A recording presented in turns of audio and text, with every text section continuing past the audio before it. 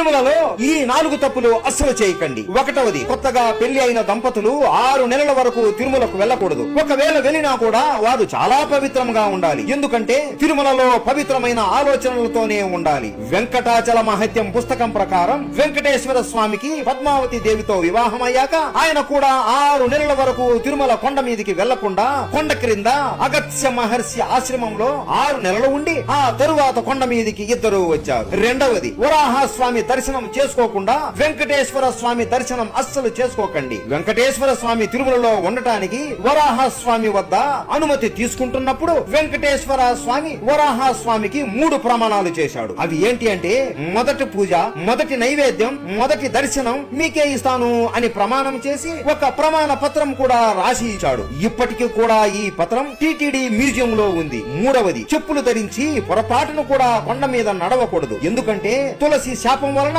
విష్ణువు శాలిగ్రామ శిలగా మారిపోతాడు. తిరుమల కొండ అలాంటి శాలిగ్రామ శిలనే. అందుకనే తిరుమల 3వ వీధులలో కూడా చెప్పులతో తిరగకూడదు. 4వది, తిరుమల కొండ మీద పూసిన పువ్వులు మీరు అస్సలు ధరించకూడదు. ఎందుకంటే తిరుమలలో పూసిన ప్రతి పువ్వు స్వామివారి అలంకారం కోసమే. అతి ముఖ్యమైనది, ప్రతి రోజు రాత్రి బ్రహ్మతో పాటు మిగతా దేవతలు స్వయంగా వచ్చి స్వామివారిని అభిషేకిస్తారు. అందుకోసం ఆలయాన్ని మూసే ముందు ప్రతి రోజు గర్భగుడిలో కొన్ని కుండలలో నీటిని ఉంచుతారు. అలా అభిషేకం చేసిన ఆ నీటిని వేరే నీటితో కలిపి భక్తులకు తీర్థంలాగా ఇస్తారు. కాబట్టి దర్శనం అయ్యాక ఈ తీర్థం తప్పకుండా త్రాగండి. ఈసారి తిరుమలకు వెళ్ళినప్పుడు ఈ తప్పులు అస్సలు చేయకండి. అందరూ చెప్పండి, గోవిందా గోవిందా.